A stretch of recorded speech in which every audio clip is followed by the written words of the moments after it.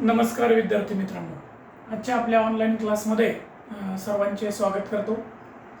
आज आपण नाम या घटकातील जो शेवटचा भाग आहे म्हणजे याच्यावरती वस्तुनिष्ठ प्रश्न, बहुपर्यायी प्रश्न स्पर्धा परीक्षेमध्ये कसे येतात, घटक आहे नाम आणि त्याच्यावरचे काही प्रश्न या ठिकाणी आपल्याला सोडवायचे। प्रश्न कशा प्रकारचे स्पर्धा परीक्षेमध्ये येऊ शकतात आणि ते सोडवत असताना काळजी कोणत्या प्रकारची घ्यायची हे आपल्याला आजच्या या व्हिडिओच्या माध्यमातून शिकायचं आहे।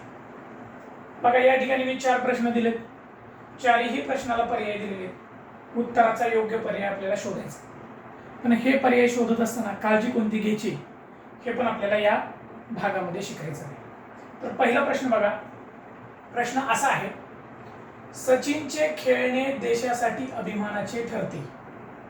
वाक्य बघा कोणतं आहे, सचिनचे खेळणे देशासाठी अभिमानाचे ठरते।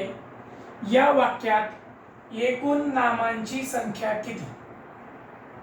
म्हणजे या वाक्यामध्ये आलेले एकूण नाम, मग त्याच्यामध्ये सामान्य नाम असेल, विशेष नाम असेल, भाववाचक नाम असेल किंवा धातुसाधित नाम असेल, यांची एकूण संख्या किती?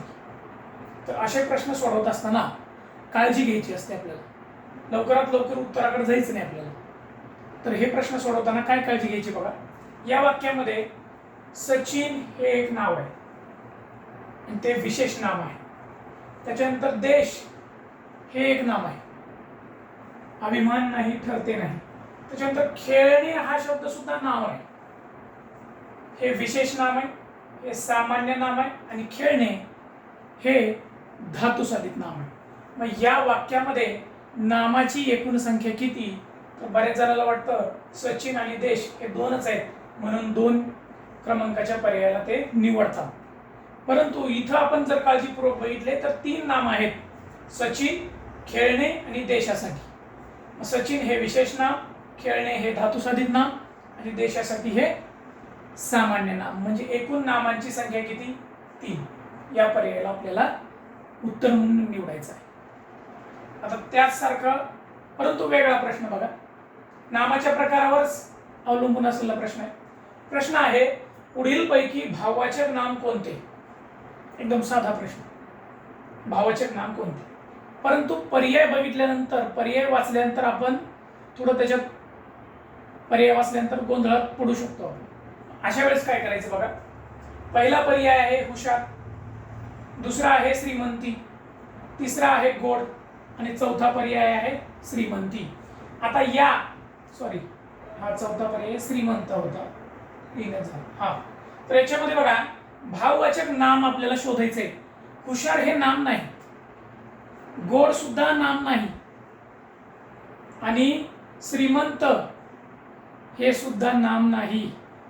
हुशार हे विशेषण आहे, गोड हे विशेषण आहे आणि श्रीमंत सुद्धा विशेषण आहे। आणि याच्यामध्ये बघा, हा श्रीमंती जो शब्द आहे हा भाववाचक नाम आहे। म्हणजे श्रीमंत माणसामध्ये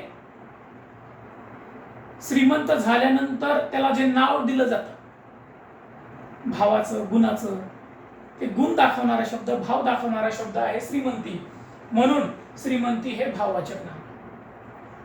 त्याच्यानंतर तिसरा प्रश्न बघा, खालीलपैकी धातुसाधित नाम नसलेला पर्याय ओळखा।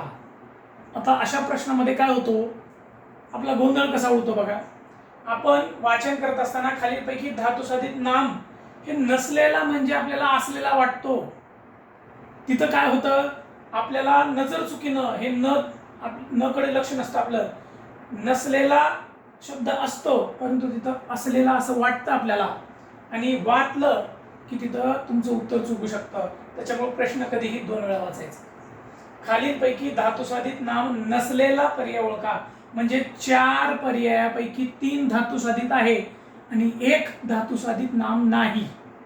आता बघा, याच्यामध्ये गाणे, पोहणे, चालणे आणि झोपणे याच्यापैकी, या 4 पर्यायापैकी 3 धातुसाधित नाम आहेत। पोह, पोहणे, चाल, चालणे, झोप, झोपणे हे 3 धातुसाधित नाम आहेत आणि गाणे म्हणजे गीत हे सामान्य नाम आहे। म्हणजे याच्यातला धातुसाधित नाम नसलेला पर्याय कोणता आहे? गाणे. आता प्रश्न क्रमांक 4 बघा. प्रश्न 4 आहे, धर्मवाचक नाम असलेला पर्याय निवडा. धर्मवाचक म्हणजेच भाववाचक. भाववाचक नाम असलेला पर्याय निवडा. आता याच्यामधले पर्याय बघा. लबाड, प्रेमळ, मधुर, मित्रत्व. लबाड हे विशेषण आहे, प्रेमळ त्याचा स्वभाव आहे म्हणजे ते विशेषण आहे, त्याच्यानंतर मधुर म्हणजे गोड हे समानार्थी शब्द, हे दोन्ही विशेषण आहेत, आणि मित्रत्व हे एक दिलेलं नाव आहे. मैत्री जपण्याच्या गुणधर्माला मित्रत्व असे म्हणतात. मित्र जपणे, मैत्री जपणे याच्यासाठी एक शब्द आहे, एक नाव आहे, आणि ते धर्मवाचक नाम म्हणजेच भाववाचक नाम आहे. म्हणजे या 4 पर्यायापैकी धर्मवाचक किंवा भाववाचक नाम असलेला पर्याय आहे मित्रत्व. तर अशा प्रकारचे वेगवेगळे प्रश्न तुम्हाला शिष्यवृत्तीच्या परीक्षेमध्ये किंवा नवोदयच्या किंवा इतर काही स्पर्धा परीक्षा आहेत, 7वी स्कॉलरशिप असेल किंवा 8वी NMS ची परीक्षा असेल, तर अशा वेगवेगळ्या स्पर्धा परीक्षेमध्ये असे साधे वाटणारे प्रश्न आपल्याला अवघड जाऊ शकतात.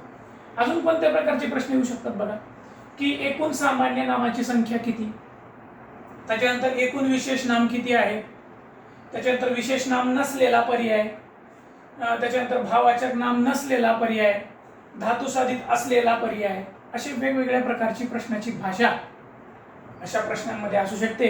आणि ते प्रश्न सोडवताना काळजी काय घ्यायची आपल्याला, की प्रश्न 2 वेळा काळजीपूर्वक वाचायचा आणि पर्याय सुद्धा 2 वेळा काळजीपूर्वक वाचायचे, आणि मग योग्य उत्तरावर आपलं लक्ष केंद्रित करायचं आणि त्याची पडताळणी करून पाहिजे. अशा प्रकारे आपल्याला नाम या घटकावरचे काही वस्तुनिष्ठ प्रश्न कसे सोडवायचे हे आपण आज शिकलो, आणि हे प्रश्न सोडवताना काय काळजी घ्यायची हे सुद्धा शिकलो. तर धन्यवाद मित्रांनो, आपण माझा व्हिडिओ शेवटपर्यंत बघितला. आता पुढच्या व्हिडिओमध्ये आपण याच्यापेक्षा काही वेगळा घटक घेऊन येणार आहोत. तुम्हाला व्हिडिओ आवडल्यास कमेंट करा, लाईक करा, शेअर करा. धन्यवाद.